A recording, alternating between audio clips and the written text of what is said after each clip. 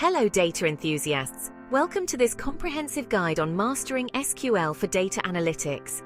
Today, I'm diving straight into SQL basics for data analytics. SQL is an essential tool for anyone looking to work with data, whether you're a data scientist, analyst, or just someone interested in data manipulation. Whether you're a newbie or need a quick refresher, this is for you.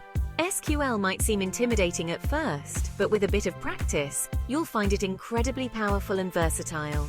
First up, SQL stands for Structured Query Language. It's a standardized language used to communicate with databases. It's the go-to language for managing and manipulating databases. Whether you're retrieving data, updating records, or performing complex queries, SQL is your best friend.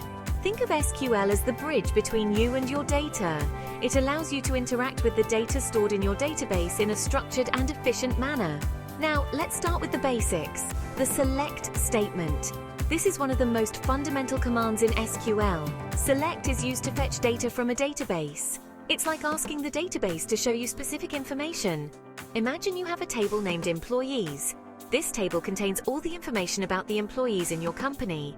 To get all records from this table, you'd write select, means you want to select all columns.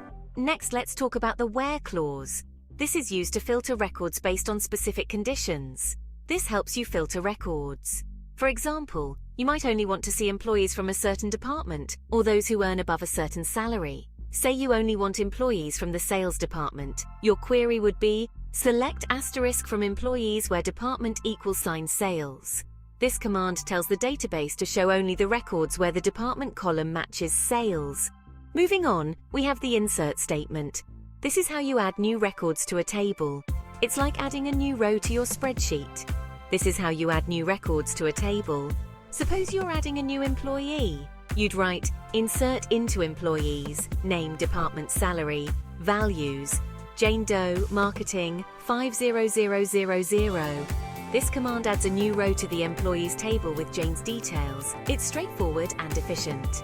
Insert into employees, name, department, salary, values, Jane Doe, marketing, 50000. Just like that, Jane's in the system. Now updating records. For this, we use the update statement. This is used to modify existing records in a table. For this, we use the update statement. Let's say Jane got a raise. You'd update her salary with update employees set salary equals sign 55000 where name equals sign Jane Doe. Let's say Jane got a raise. You'd update her salary with update employees set salary equals sign 55000 where name equals sign Jane Doe. This command updates the salary column for the record where the name is Jane Doe. Quick and efficient. Update employees set salary equals sign 55000 where name equals sign Jane Doe. Quick and efficient. Finally, let's delete records with the delete statement. This is used to remove records from a table. If Jane leaves the company, you'd remove her record using delete from employees where name equals sign Jane Doe. Delete from employees where name equals sign Jane Doe. And she's gone from the table. This command removes the record where the name is Jane Doe. And she's gone from the table. SQL is more than just these basics, but mastering these will give you a solid foundation. Practice makes perfect.